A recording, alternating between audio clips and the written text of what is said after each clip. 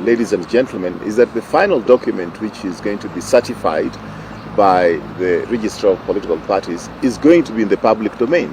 The moment it is certified, it is a public document, and everybody will have a chance to interrogate it, criticize it, trash it.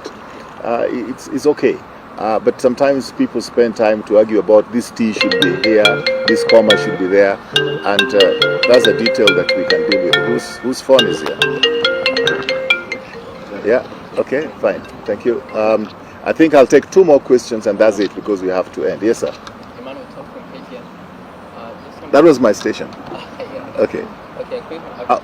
Yes, we've discussed, but it's not conclusive yet, because not all parties have an interest in all constituencies. So you may find that some of these are going to be strategic teams for different parts of the country. But that's one of the things that the SGs are talking about.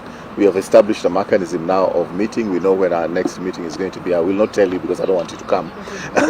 Okay, but yes, we'll discuss and we'll resolve any challenges that we have. Good. Thank you. Last question.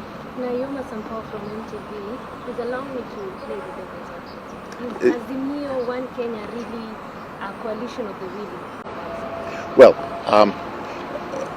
I will be able to address that after due consultations. But welcome to politics in Kenya and anywhere else in the world. We are together. And my sister here has confirmed, SG here has confirmed, the other SG has confirmed, we are together.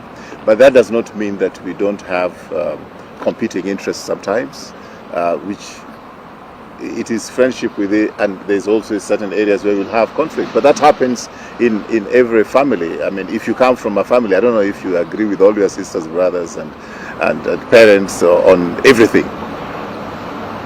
You can't. Thank you.